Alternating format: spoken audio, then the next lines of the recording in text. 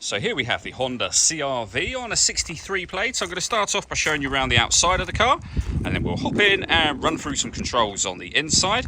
From the outside, you can see it's a 5-door car with alloy wheels and tinted windows. Let's start off inside the boot and then work our way around the rest of it from there. As we approach the back of the car, you can see we have reversing sensors, plenty of boot space as well, along with that 60/40 split folding rear seat should you wish to increase this space even further. This car also comes with this vinyl boot liner, which would have been an additional extra when this car was new. Okay, so we're just going to work our way back around to the front of the car, and then we'll hop in and run through some controls on the inside. But now that we've done a full circle of it, you can see it's in excellent condition the whole way round. Just briefly before we climb in, I think it's well worth seeing the interior from this exterior point of view. There's plenty to run through on the dashboard, so let's hop in and we'll do that now. Okay, now that we're inside the car, we're going to start with the dials. Over on the left-hand side, we have the rev counter. On the far right-hand side, the fuel gauge and coolant temperature gauge.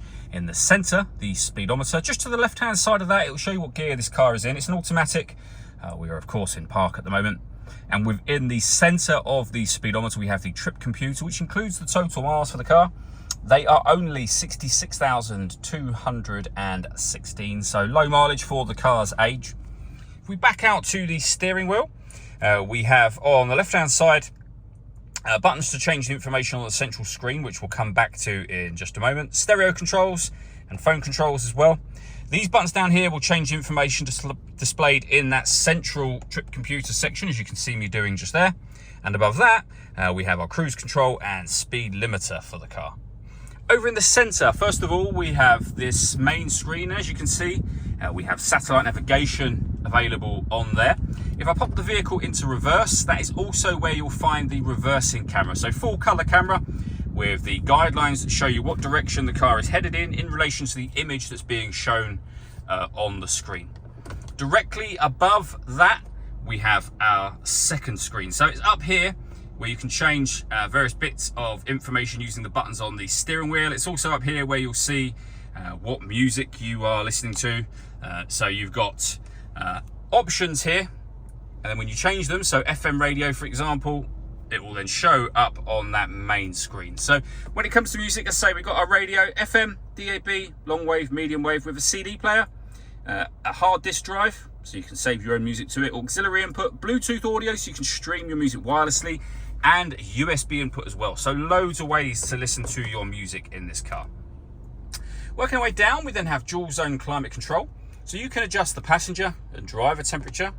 You can increase and decrease the fan speed. You can determine what direction you'd like the air to be distributed in.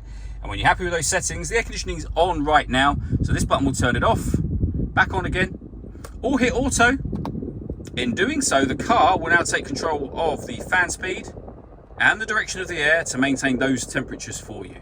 If you override anything manually, you'll see auto has now gone off, and you can put it back in your own settings on here as well. We have the gear lever for the fully automatic gearbox, driver and passenger heated seats, both of which have 2 different heat settings each, and a 12-volt charging socket as well. The last thing I wanted to talk about is the panoramic glass roof on this car. So we can open up the sun blinds, and as you can see, that lets in a huge amount of extra light to the cabin area. All that leaves me to say is thank you for taking the time to watch this video. If you'd like to come and see the car in person and have a test drive, please feel free to give us a call here at Surrey Specialist Cars. We'd love to hear from you soon.